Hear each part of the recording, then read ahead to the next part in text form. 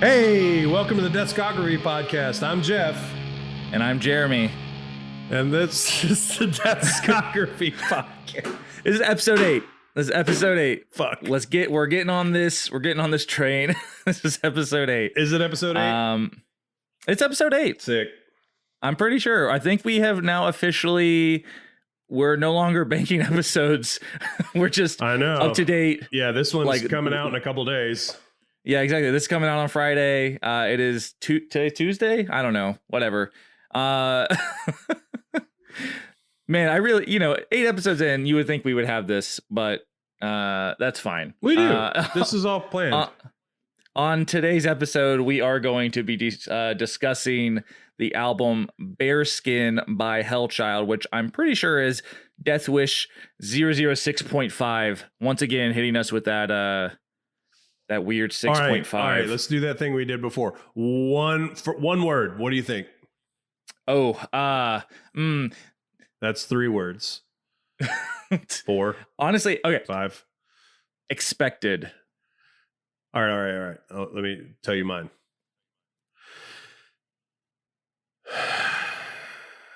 That's a good word. I like that word. Wait, here's one.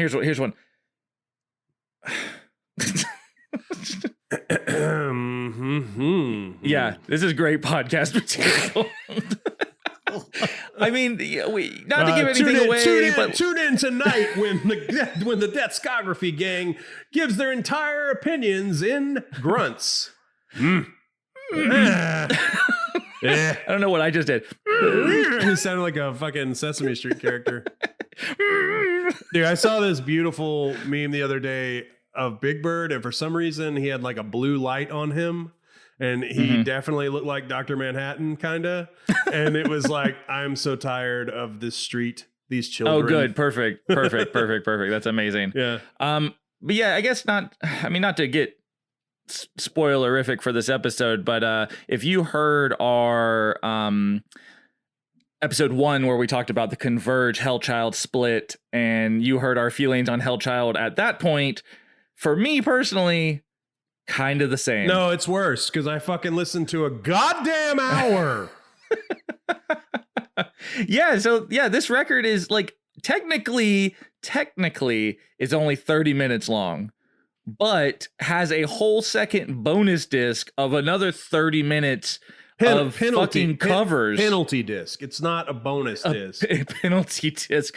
Yeah, so they have like see, this is what we knew was going to happen. This is why we were trying to get a guest for this episode, because we were like, we don't just want to bag on this record, and absolutely, it's already started. It's already here. Yeah, we I tried to get a guest. No one really wanted to be a part of this one. No one wanted. If I'm honest.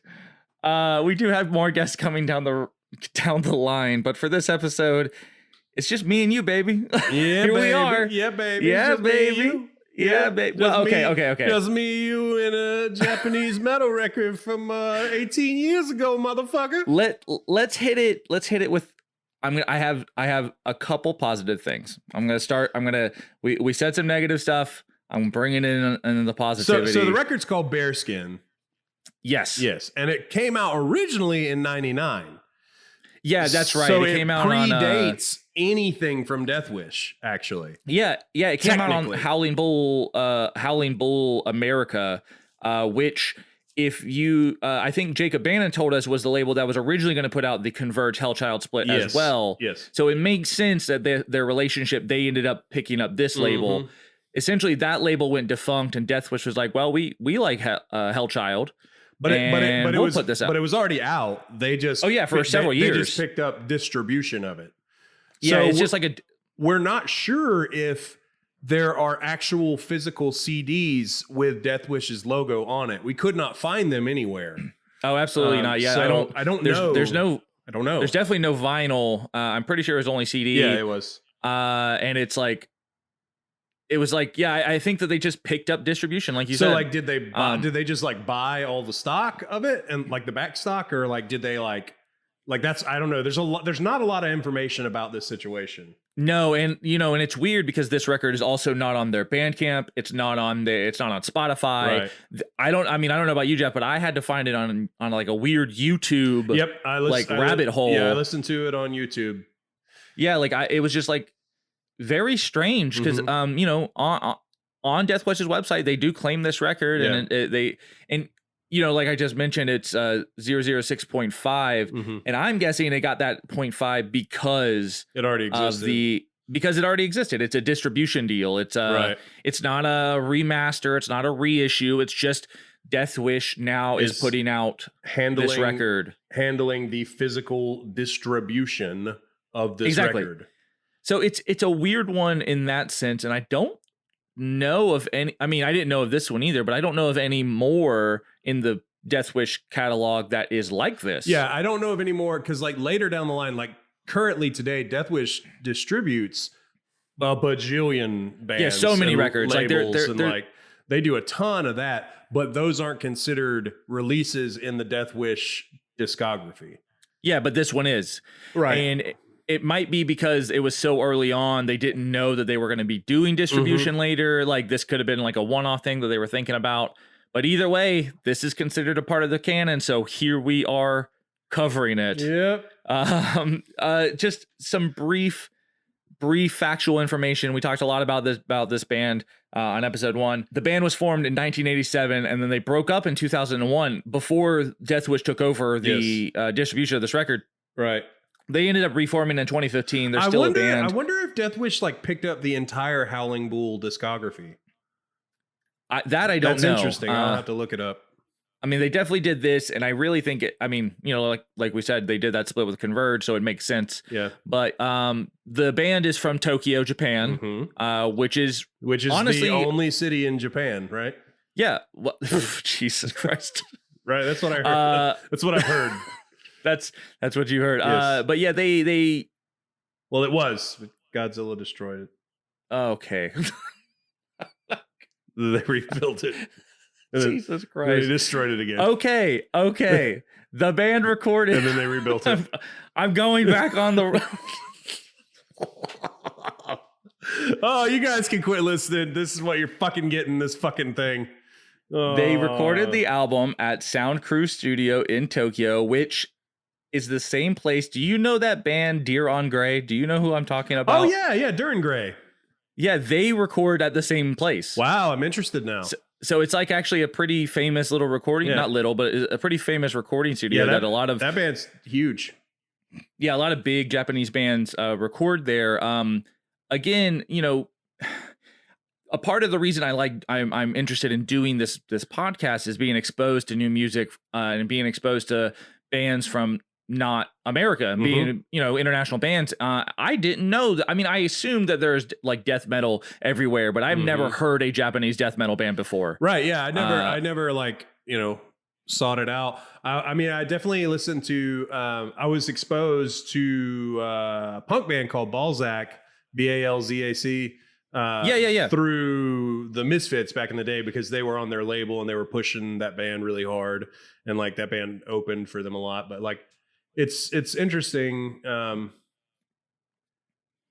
that they could find time to record and find a studio that they could record in that hadn't been destroyed by Godzilla. I don't want to talk about this record. We're doing it, Jeff. We're fucking doing it. Okay. I faked here's my headache last night. That's how much I didn't want to talk about it. I did the sex thing where I was like, not tonight. I have a headache. I'm not feeling good. Okay. That's not true. I did have a headache. Here is the actual positive things I have to say about the record. Okay. Straight up. Okay. These are very real and very true. I love the cover art. I think the cover art is really fucking cool looking. Which one? So it's so it's the one with the robot looking face. Yeah, it's awesome. It's really, really cool. And honestly, it reminds me a lot of maybe like 3-4 years ago in the hardcore scene, that kind of like aesthetic was super popular. Bands like there's a band from Florida called Bind, bands like Eco Strike and Blistered. I don't know, they just it's like watercolory kind of. yeah, it's like it's like very flat. It's definitely not supposed to be 3D looking. Right. It screams like 90s. Mm-hmm. And I think it's fucking cool as shit. Yeah, this is and that's actually the that is the US reissue art. Okay, that's the only art I saw. No, yeah, well, on the YouTube video that I watched and listened to the record on, they show you that art and then it changes about halfway through. And in the bio and the description on YouTube, which was very detailed, the guy was like, the first art that you saw was the United States re-release art, which is much flashier than the original. And the original is literally just like a flat color background with like Hellchild, Bareskin. Like, weird. There's like no art on it. It's just like words. I wonder if that has something to do with like, a lot of times cover art gets changed in like video game releases from Japan to America. Like the aesthetics of the American population is very different than Japanese consumers. So it's like, I wonder if they were like, we have to do something a little bit more flashier or a little bit. We have to like Mountain Dew it up. Exactly. They're like, yeah, we got to Baja blast this bitch. You know what I'm saying? You know what I'm saying? I did find out that the I guess the American re-release art was done by this guy named Rob Middleton. It's really cool.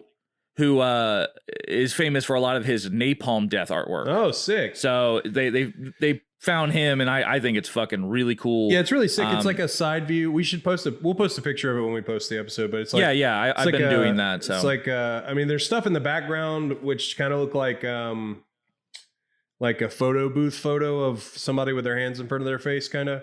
But in the foreground is this art, which reminded me of the like first big Silverstein record with the robot. Oh, with the robot. Yes, on it. I mean that immediately comes to mind. Yeah, I could. Yeah, like that. A little less like that kind of color palette. I was gonna say a little less like bright, but definitely that kind of weird color palette. Mm-hmm. But it's like this side view, like this profile of this like kind of Tool looking head, Tool the band. We haven't talked about him a lot. Friends of the show, friends of the pod, Tool the band. Tool the band. That's Mr. Tool the band to you. That's Mr. Tool. That's Dr. Esquire Tool the band to you. But then there's like this fucking scalpel in it, which is really cool. Yeah, I honestly, like I said, I really like the artwork, and I'm gonna look into more of that dude's Rob Middleton's artwork because I think it's really cool. Yeah, and there's this shit down here in the bottom corner. I don't know if they're like razor blades or like. Oh yeah, that is really. I don't know. I don't know what they are, but it's cool. But yeah, it's a part of that style, like where it's like it's got the boxes around it. And it's very much like this is a drawing. This is artwork. It's not meant to have like depth. It's not meant. You know what I mean? No. In the same way that like American traditional tattoo art, it looks like a drawing on purpose. Exactly. I think it's cool. And then the other positive thing I have to say about this record, the production is way better than that Converge split. For Holy shit. For sure. Like, the I think the music sounds pretty good, like production wise, and the vocals are now tolerable. Yeah. As opposed to I hated them on that split. Yeah. I don't like them, but I got through the record without just hating it. I mean, so much. For me, man, like. For me, it was just boring, dude. Like it is boring. It's boring. You're right. Like I'm not, it's just not for me. Like some people might be super into it. And I might've been super into it at one point in my life, but like it was a chore to listen to. The drummer fucking shreds. They are real fucking talented. They're a metal drummer. I felt like this record was more like, remember they did that Bulldozer cover on the split with and there was like this like stoner riff in there. There was way more like of that kind of groove in this. It was like less death metal-y feeling and more like groove metal, like definitely like more like Pantera leaning and I felt that for sure. Yeah, like less like Slayer. I mean, even though they do cover Slayer, in one of their cover they, medleys. Yeah, I was gonna say like Fucking we'll get to that, weird. but yeah, keep going. But it like leaned more towards like that, like, oh man, I'm trying not to be disparaging about it. Like some people call it dirt metal, some people call it stomp metal, just like real dirt metal, man. like real groovy, like somewhat like I wouldn't be surprised if he was playing this on a Dean. Yeah. Like, No, I mean it is. You're not wrong. It's definitely not pure death metal by any means. It's got that groove influence. It's got a little bit and like of the a different guitar sound. tone is super crunchy, like that that style, you know. Like, it's just like you said, man. It's just a boring record, though. With the split, it was only the 2 songs, one of them being a cover, and like I was like, okay, but with this, it's just like everything sounds the same. There's no like. There's nothing to bring you into it. The most interesting part of the record to me is the opening riff, like the opening riff of the first song. I was like, okay, here we go. And then that's it. Like that's the most interesting thing. And then at some point the vocalist does like change up his vocal style a little bit, does some singing. I actually wanted to talk about that. That was a highlight for me. Like it was very reminiscent of like, it was like on the split, it was like just these super guttural, like, you know, tank track noise vocals, which, you know, I kind of dug. But it gets fucking repetitive on this full length. Yeah. But then like this like weird, like gothy singing stuff is happening. And I really like that. Like it made me think of current bands. It made me think of Ether Coven. And then like also like, there's like some songs, like some Crowbar songs where they do this weird singing thing. Gotcha. But I you know, like I like that. It was a welcome change.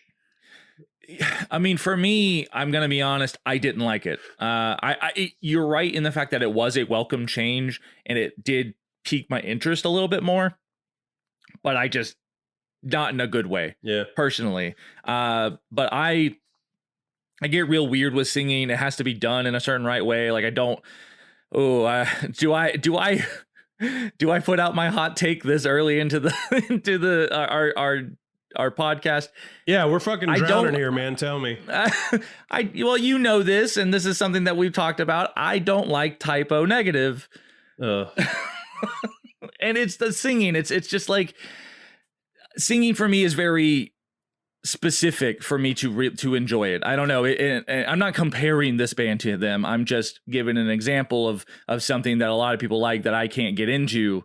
I didn't say because of the singing. I didn't say that the vocals sounded like typo because I knew that you would not like it immediately on that.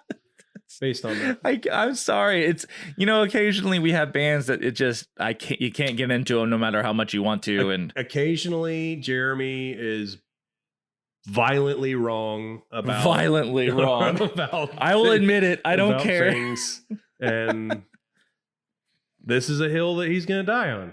That's it. Someone's going to kill me because I don't like typo negative. I mean, straight up. But yeah, so like the record, the thing that kept me going to the end was the covers, in the sense of like, I was just curious how they were going to sound. And I got about halfway through, you hit that, they do like one cover complete, like they do the whole song and it's Jism. And then the rest of it is all medleys. It's not the whole song. It's just like, on the record, it's considered 2 more songs, but there's actually like 11 covers. How do we make our death metal covers of all these songs more annoying? Well, we do fucking make medleys out of them. Exactly. Hate it. I mean, they do, like I said, they did the Jism cover, but they also do like Motley Crue, Motorhead, U2, Sex Pistols. Dude, most of it, I couldn't fucking tell you which one it was. Yeah, like, I mean, a lot of it like all just kind of sounds like Hellchild. The Motley Crue one was very strange because you know it's like they do Kickstart My Heart. And they do the beginning of that song. I was like, okay, maybe this is going to be a little bit more straightforward. And then he starts doing the guttural growls. I was like, this is just, it sounds like a joke. Yeah. I hate to be mean, but it sounds like a joke. It sounds like he wasn't taking it seriously. And if that's what they were doing, good for them. But I just can't. Oh man. And so yeah, I got through the rest of the record, and I will never listen to this again. But I will say that like I was like listening to the medleys, and I was just like, and it went into like a feedbacky thing where it's like, dun dun dun. Oh yeah. Dun dun dun. And I was like, all right, hell fucking yeah, all right, hell Yeah, all right, here we go. I don't like this either.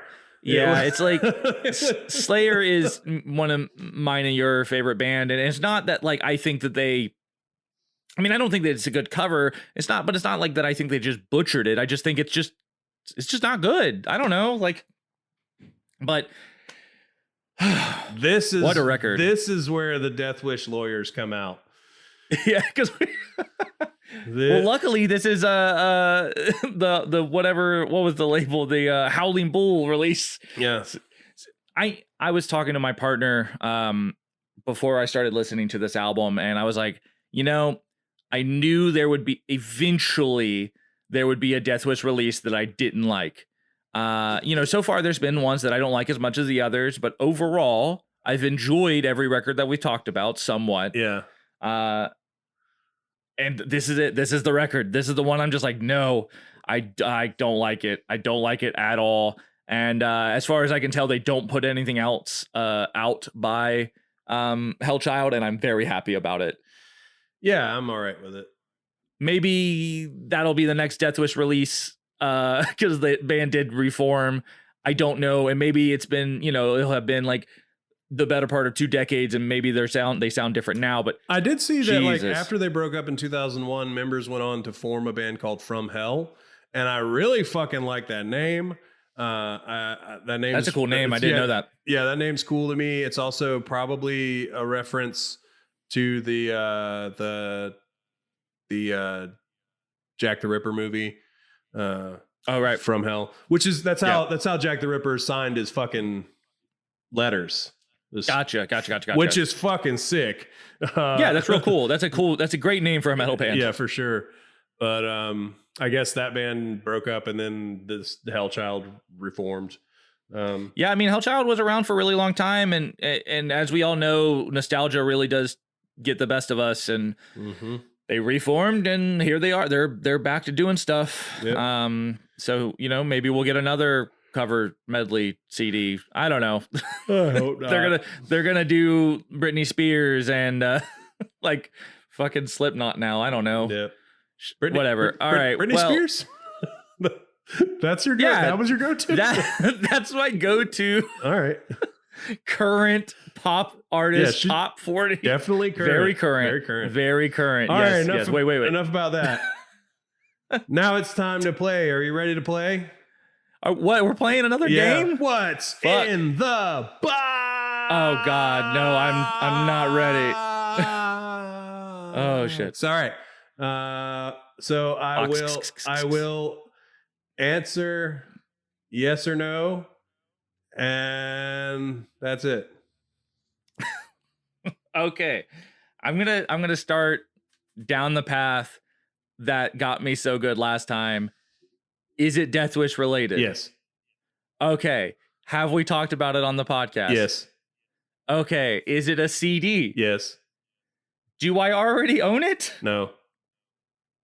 Okay. Is it Damage's CD? No. Damn. Is it Reach the Sky CD? You said damn. Damage. Damn tro. Damn tro. No, it's not Reach the Sky CD. Is it Bareskin by Hellchild? No. That would be really fucked up, Jeff. Yeah. I fucking wish it was. Is it Boy Sets Fire? Nope. Damn. What have we talked about? Fuck. Is it shit? Nope. It can't be Fighting Music. Did you get a copy of Fighting Music? Nope. Is it? Oh man, no. We've done enough episodes now that I can't remember all of them. Yeah. Keep guessing. Fuck. Is it the Converge Hellchild split? No. Oh wait, I already asked if it had Hellchild. Damn it. What did we just talk about? Reach the Sky, I already asked that. Fuck me. I can't remember what we've talked about. And You okay. It's not that. It's not Boy Sets Fire. It's not is it The Dedication? No. Okay, so it's not Damage. It's not Dedication. It's not.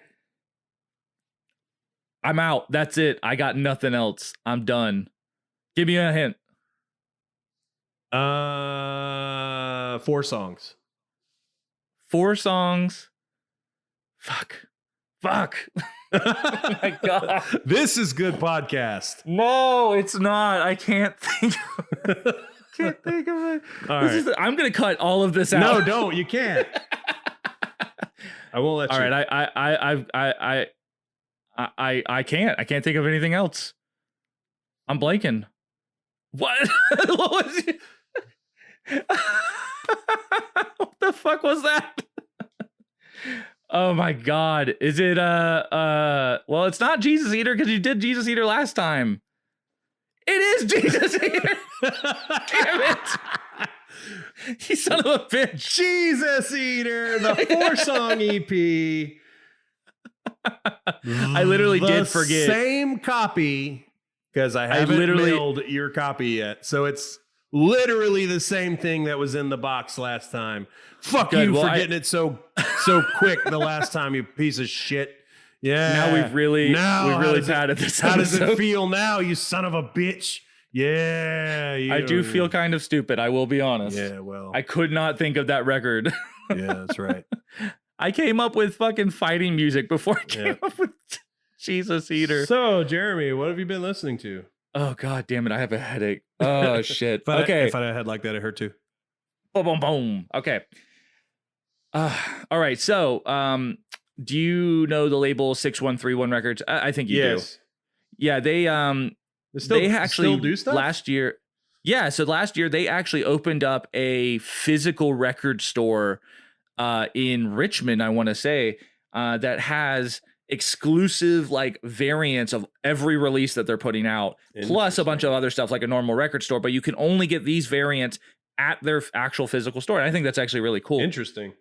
But because of the quarantine and they're on lockdown and can't be open, they put a bunch of that stuff up online, and I picked up a copy of the Julian Baker release they put out a couple years ago. And it is just, I've always really liked Julian Baker, and this is one of, I think she did a couple releases with them, and this is it's fantastic. It for all y'all out there, she's like she's solo, usually plays heavily reverb ambient guitar and sings over. It's fucking amazing stuff. And I picked up one of those, and then I was going down the rabbit hole through Discogs, one of those things, and I picked up the last Foundation record, the EP that they put out. Is that the one? That band? Is that the one with that song where he's like, "Every rope has its end"? Yes, it is. It's that shit was hard.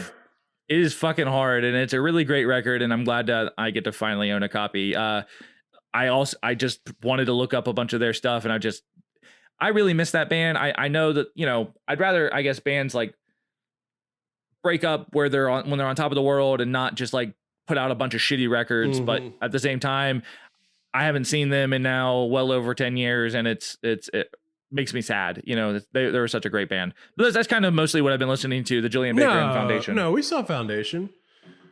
We saw him with Hollow Earth in Tallahassee.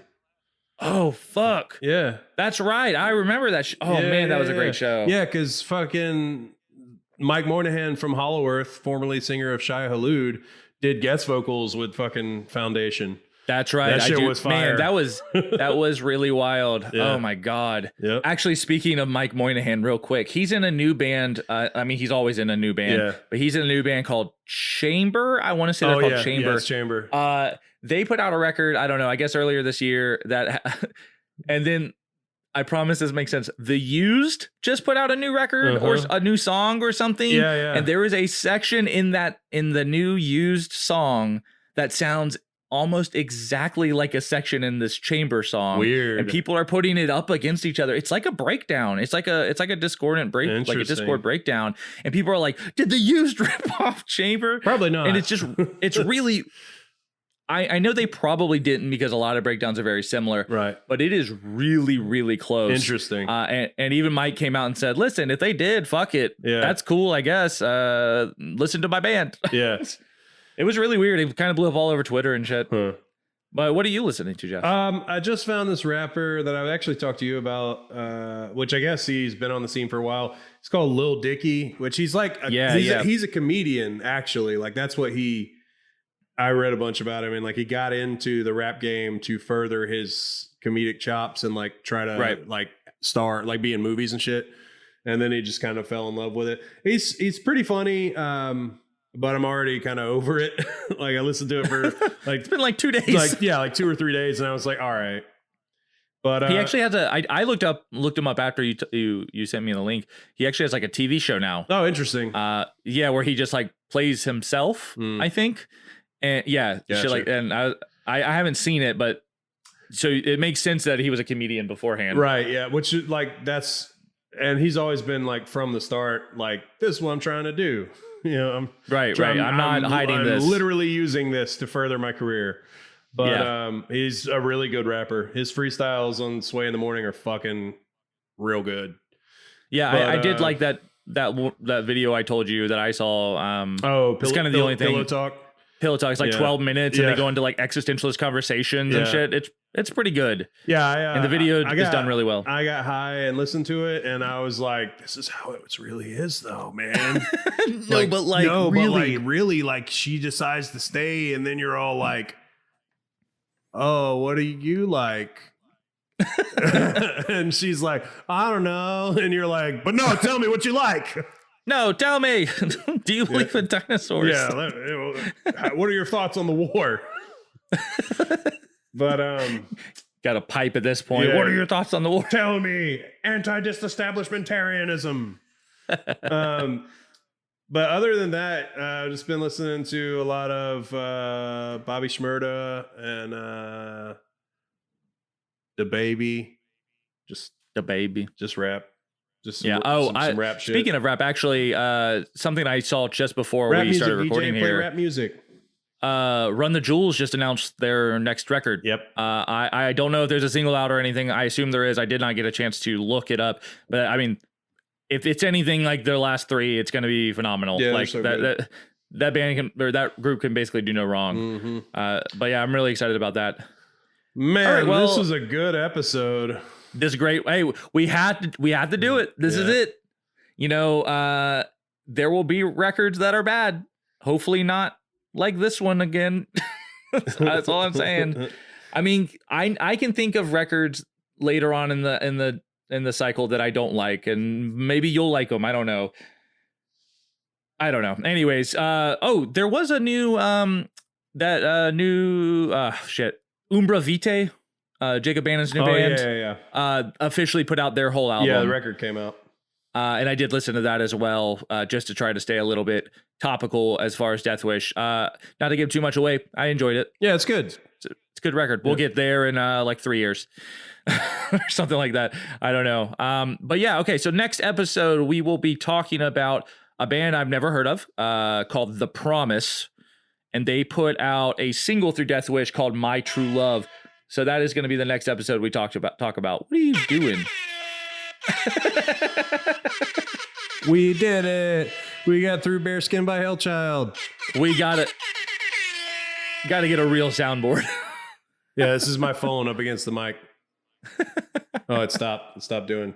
What? You can only fucking hit it so many times and you got to pay for the app? This is bullshit. Fuck this shit. Paying for no goddamn rap air horn fucking app. All right. You can find us on all the social medias.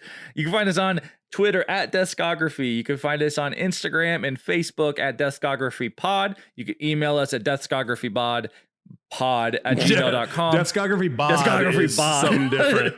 That is my new cologne. Yeah, that is fans only. And then you can go to our website, deathscographypod.com. You can find me at Iron Ray Gun on Instagram and Twitter. Jeff? You can find me on Instagram at Despite Jeff. You can find me on Twitter at Car Bomb Sermon. This is coming out this Friday, so I'm gonna plug a show I'm playing Sunday. I'm doing a my Sunday. What date? Whatever the Sunday after this Friday is.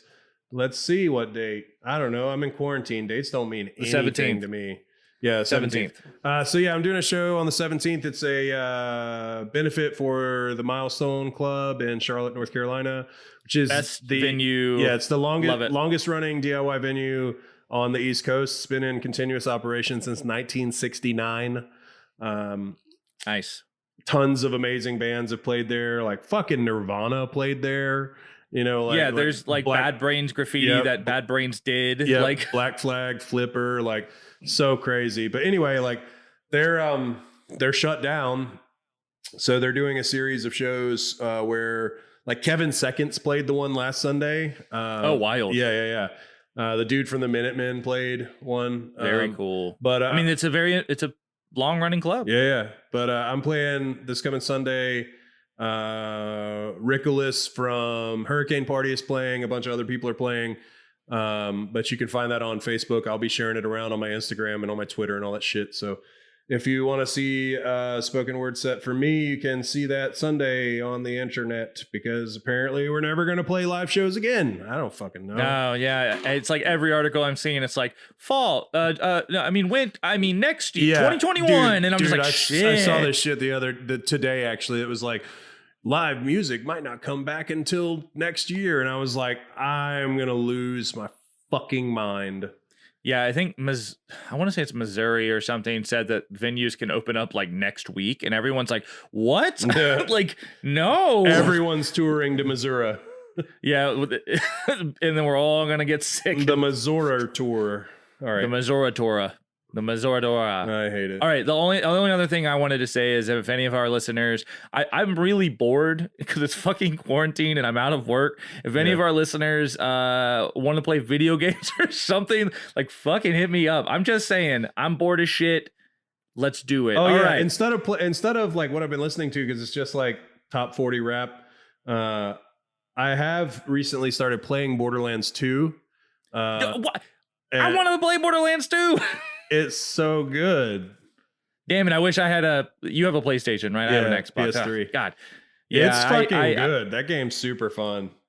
I've been playing like a ton of Animal Crossing and other shit on my Xbox, or that's not on my. You know what I'm saying? Yeah. But anyways, all right. Well, we're gonna wrap this up. Maybe we'll do a little. We can't go to video gaming. You guys should fucking. If you like this record, please tell us about it. Yes. Honestly, there has to be people that like the record, because there's always people that like the record. Fuck, Jacob Bann, if you're listening to this, I know you like it. Please hit me up. He's going to be like, actually, I'm not a fan. No. I'm not a fan. I just wanted to put it out for whatever reason. No, yeah. All right. But yeah, if you're into it, man, like fucking tell us why we're wrong. Like Jesse Brady, fucking tell us why we're wrong. Yes, Jesse, please tell us. I know you're gonna have some opinions. Yeah. Fuck. Che, let's shout him out right now. Our buddy Jesse Brady started this amazing thing on Instagram called, what is it called? We rate absolutely everything. Is that what it's called? It's very close to that. If that's not it, I will find it. But it's where he goes through albums and like discographies of bands and like rates each album between, like 1 and 10.